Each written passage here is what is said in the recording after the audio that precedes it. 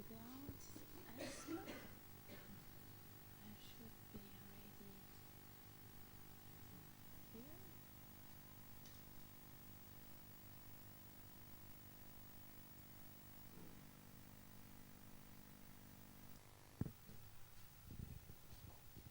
So good afternoon to everybody. I'm Viola Caretti, and I graduated in medicine in Italy. Then I went to Amsterdam to start a PhD project on novel therapeutics and target delivery in pediatric brainstem gliomas. I would like, before starting my presentation, to thank the organizer for giving us this fantastic opportunity, as well as Gloria Garcia, especially for taking us all here, and the foundation that supports brainstem research in Amsterdam, the FONC Amsterdam, the Stichting Egbers, and especially the Stichting SEMI. So what am I going to talk about in this presentation? First of all, I'm going to present the situation in the Netherlands regarding brainstem gliomas, and also in our hospital, the Vrije University Medical Center. Then I'm going to talk about the big challenges that we all face when we do research in brainstem gliomas and our work in progress in our institution. Then I'm going to talk about animal models, then a little bit about a potential new therapeutics that I define as a successful boxer, and we're going to see why I define it like that in the future slides. And then I'm going to talk a little bit about conventionalized delivery as local delivery and a promising way to deliver drugs into the brain of these patients. So let's start. Brainstem gliomas in the Netherlands. So they represent 15% of the pediatric brainstem tumors. We have between 15 and 21 children per year with this incidence you can read, and 75% are diffuse pontine gliomas, while 25 are focal gliomas. This is our medical center in Amsterdam. And this is a retrospective data in our hospital over the last 10 years, where we had 13 diffuse pontine gliomas and 8 focal pontine gliomas, with a mean age of 6 and 8, a mean survival in month of 5 in both cases. And the first choice of therapy was radiotherapy, and in the focal pontine gliomas was surgery. So what's the aim of our group that is quite a young group? We have here me. There's also Mark Jansen that is going to start soon with a PhD project just on brainstem gliomas in the hospital. And of course, Dannis from Vuurden, which is a pediatric oncologist. It's a young group, full of energies, I would say. And our aim is to try to bridge a gap between the clinic and the preclinical research. So we would like to start from the clinic, getting primary material from the patient, go back to the preclinical, designing studies to find new targets, and then going back to the clinic and start a phase 1, phase 2 clinical trials also at the Vrije University. And of course, this is a goal, is a big aim, and we need collaboration. So we are very much looking forward to collaborate with other group and sharing expertise. So this is the Cancer Center Amsterdam. Is an entire building devoted to oncology research, where I also work on the 3rd floor.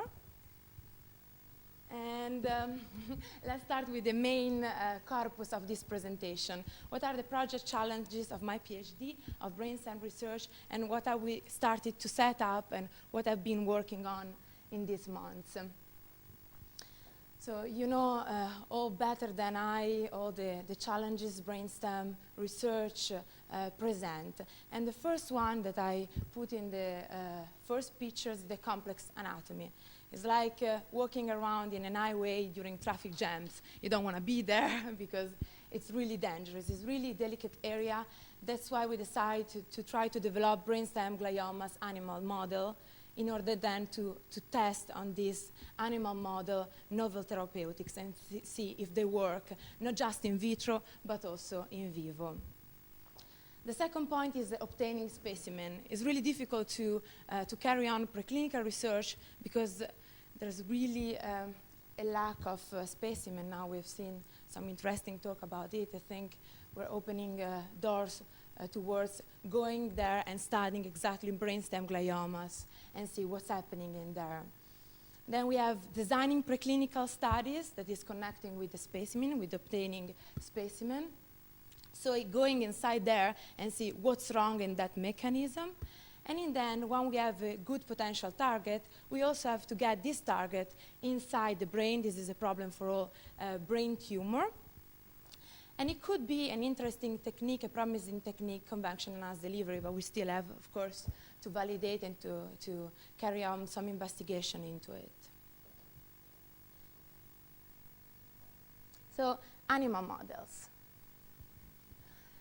First of all, I work on setting up this technique, lentivirus transduction, on both cell lines we have in our lab and also on primary cells. What this technique allows us to do? Well, once we do lentiviral transduction, our cell lines and our primary cells can express fluorescent protein and firefly luciferase. Fluorescent protein allows us to study the cells in a qualitative way. So we have our cells, either adherent cells or also neurospheres. We also culture quite a lot of neurospheres. You just put them under the fluorescent microscope and you can look at them. You can see their shape, but you can also see what's the effect of different drugs and sensitivity challenges over your well plate. So this is a qualitative method. And then there's a quantitative method. Once these cells express firefly luciferase, we can add both in vitro and in vivo luciferin and ATP, and then they emit light. This light is photon, it can be quantified, and it can be read by biolumiноmeter in the lab and the CCD camera in vivo with our animal model, so that we don't just inject the cells, but we can know if actually these cells are growing inside the brain of the mouse in the brainstem. And I'm going to show some slides about it. So what did we work on? What did we concentrate our attention on? We started with a cell line, an adult cell line that is well characterized, and it also already be used often for brain models. That is the U87 delta EGFR FLUC GFP with our lentivirus transduction. And over this, I'm going to show you the result, the primary result that we obtain. Then I work quite a lot on the full one-to-one FLUC M-cherry. This is pediatric primary cells. This is a supratemporal glioma. And we are about to inject also these cells inside nude mice as soon as I'm going to be back from Barcelona. Then we also have a nice in vivo model that is the E98. For all this model, I'm talking about mice nude models. The E98 model is kept directly inside the flank of the mice. So subcutaneously you have these cells, and when you need them, you just extract them and you inject them directly inside the brain of the mice. And what is nice about this model, that is invasive. So very often you get just the bulk of the tumor that stays there. In this case, the cells invade, and it's nice because it sort of resembles the human situation. And these cells I've never taken into flask into the lab. And then there's the last stars, and maybe it's a question for all of us. It would be very nice to try to inject directly primary brainstem tumor inside the brainstem. Of course, there's no perfect animal model, but we're working, and I think is a little bit the goal of everybody, to try to obtain the best animal model we can obtain to then try our target delivery of drug and try to go into the clinic and also study the etiology of this tumor.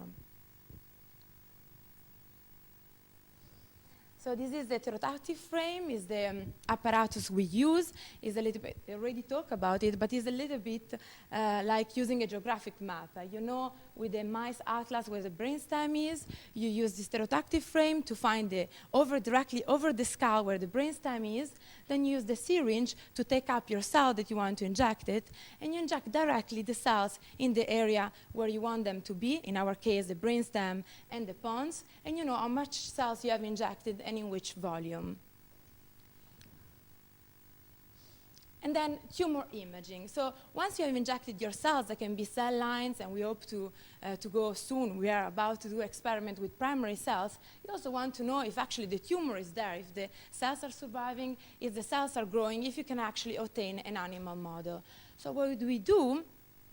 We have our mice with our cells inside, we inject luciferin, and then we put them in this machine, you can see on the left, and we can see actually the tumor there, which I'm gonna very soon show to you. We're also about to start another project for imaging brainstem tumor using PET as an imaging technique. So this is the U87. This is an image of the cells that we use, seen under the fluorescent microscope. And this is some preliminary results. So on the upper part, you see in the same mice image the first week, the second week, and the third week. So you can see that already by eyes that the cyganase is increasing. The more red, the more photons, the more photons, the more cells. And in the lower part, you see sort of mean with the error bars for all the animals that took part in the experiment. And you see how actually these photons are increasing in a logarithmic way. So there's actually a big increase in 3 weeks. And this could be a nice model, of course, because you don't have to wait so much to have your model in the lab. And pardon, this was in the striatum. So we started from the striatum because it's an area that has already been used extensively to create an animal model. But we were very happy to see the result. We managed in the brainstem, which of course is a more delicate area. So you have to be careful where you inject yourself, and you have to actually see if your animal also can survive to this load of cells. And you see again in the upper part, the same mice image in the 3 weeks, one after each other, and you can see the red color, which are the photons coming from the U87, transduced with firefly luciferase. Same thing in the graph, the logarithmic scale or relative luciferin units. You can see how the signal actually increases. And this is the full one-to-one, so it's a pediatric patient that I've transduced this, in this case, always with firefly luciferase, but with M. cherry as a fluorescent protein. And you can see the cells. I don't know if you can really see then the red color, but it is under normal light and then under the fluorescent filter. And the other one is a neurospheres. We're also in our group very interested in cancer stem cells. So we culture primary cells and cell line with the cell medium, neurobasal medium, to create these cells because they're more reminiscent of the human situation. And we would like to do in vivo experiment. We've already done in vivo experiment with neurospheres, and also we would like to go and inject them into the brainstem of nude mice.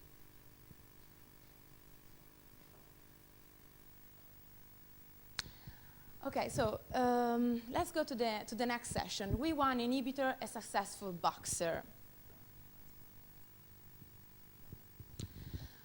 So as you know, kinases are like engines for the cells. They're really important, regulates cell pathways, and there are a lot of kinases.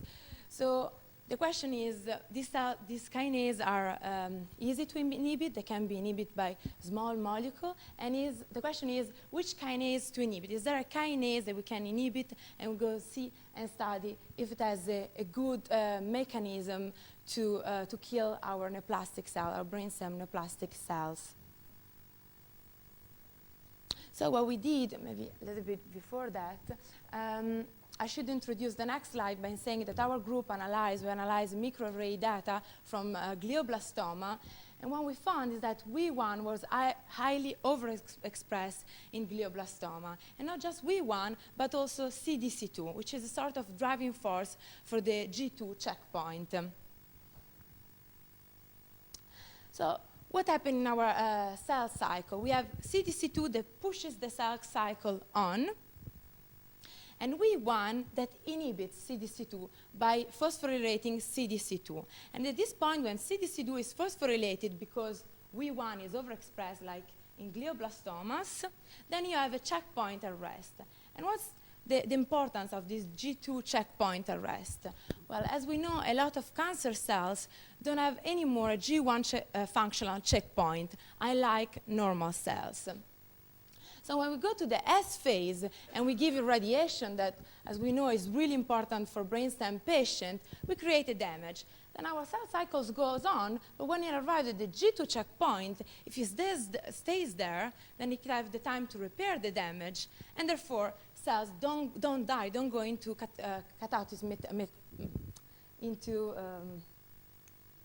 catastrophic metastasis, sorry, into mitotic catastrophe, sorry. So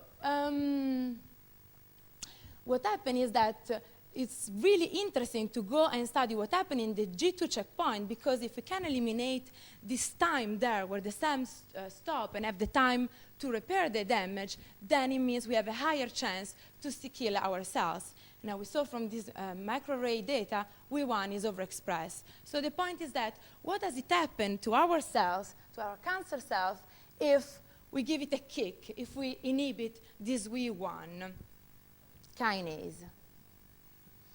So this is immunohistochemistry. You see in the upper part glioblastomas, and you see these brown dots here, which is our antibody staining. This is a nuclear brown staining, and that means that is directed against WEE1, and that means that WEE1 is overexpressed in this glioblastoma, where in the lower part you have normal controlled tissues of the brain, where you cannot see the brown staining. So what we did? We did some cell cycle analysis using FACS, and we found out that actually WEE1 inhibition abrogates the G2 checkpoints. And I would like you first to have a look at this cell cycle analysis. We did it on U251 glioblastoma cells, and those cells didn't receive any irradiation. So you see the normal distribution of cells in the FACS analysis with two peaks. One first peak, or maybe I can also, okay. One first peak is the G1, then we have the S phase, and then we have the G2 phase. Well, what happened after irradiating the same cells with the same setting? You have a really high peak in the G2 phase. So the cells stop there, and then we think, okay, there's this overexpression of WEE1, WEE1 phosphorylate CDC2, CDC2 cannot act anymore on the cell cycle, and the cell stay there in the G2 point, and the DNA damage can be repaired. Then we have the same experiment setting with WEE1 sRNA inhibition and with the small molecule WEE1 inhibitor, and we see how the G2 peak, so the cells that actually are in the G2 are significantly decreased.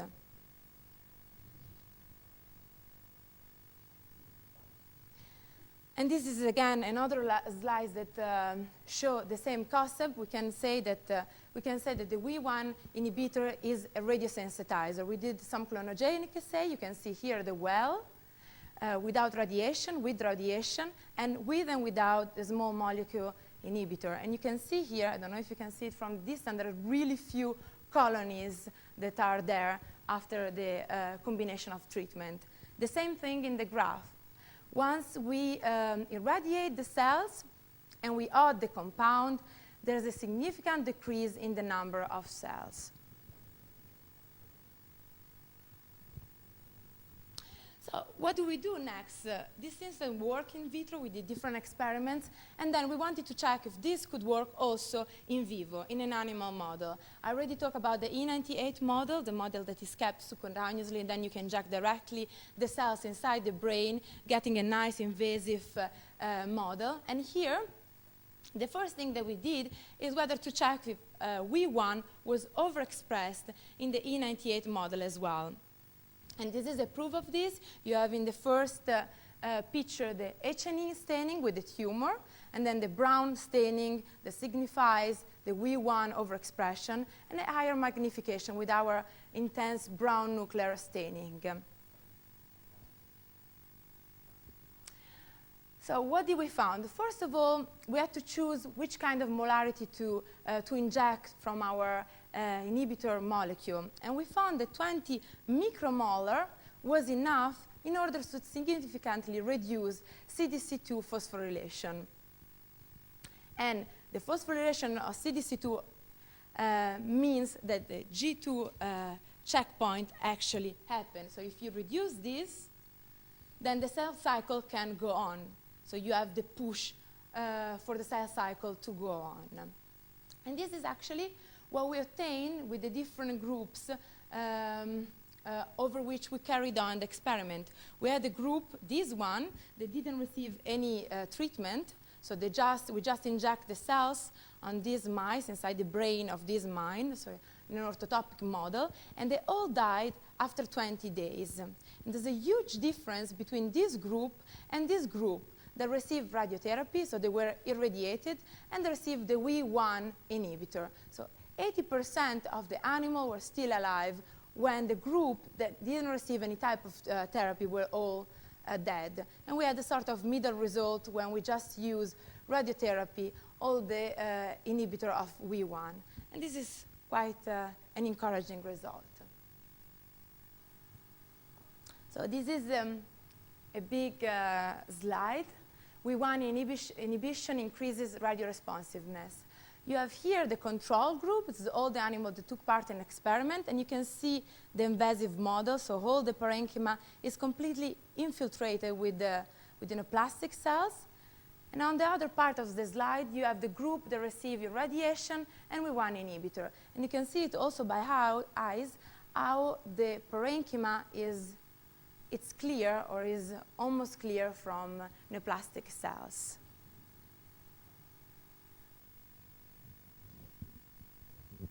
So last part of my presentation, convection-enhanced delivery.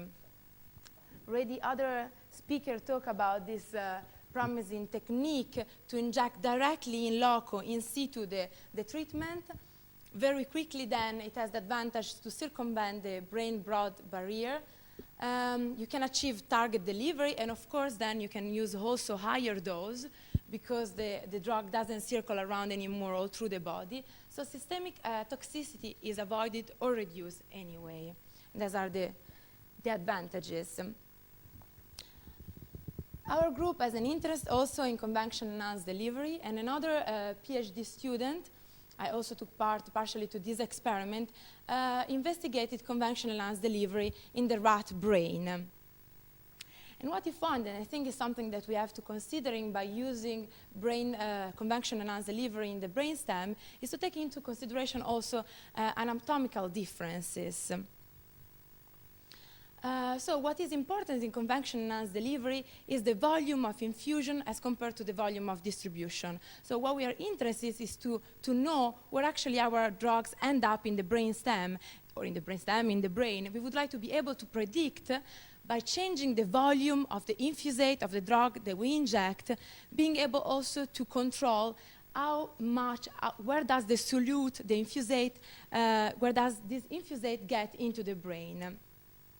And what he found out is that the volume of distribution as compared to the volume of infusion actually doesn't correlate, it doesn't change when you inject it in the striatum. You inject it adenoviruses in the striatum of rat brain with two different volumes, 3 microliter and 10 microliter, and you see no difference in the volume of distribution. Well, when you did the same thing in the white matter, so this is gray matter, this is white matter, so in the interstitial space, of course, changes, you see, in this case, a big difference. So by injecting 10 microliter and 3 microliter, you see already by eyes a big difference. So we labeled this adenovirus with GFP, and we plot this graph, and you obtain a much lower fluorescence per microliter of volume of distribution, while the total fluorescence was the same as we injected the same amount of adenoviruses in the two experiments.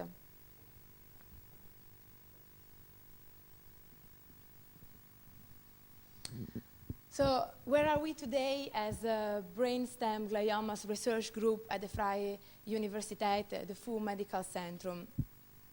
I think that, and that's what I like to think, is that I arrived with the my PhD project, and of course, I take up the expertise of, of my principal investigator, of my professor, which have, first of all, we have Tom Vuurden that did a postdoc in Harvard, in Boston, and he investigated bioluminescence in vivo. That is the technique that I'm also investigating right now, that I'm using with the lentivirus transduction in the slides I showed before.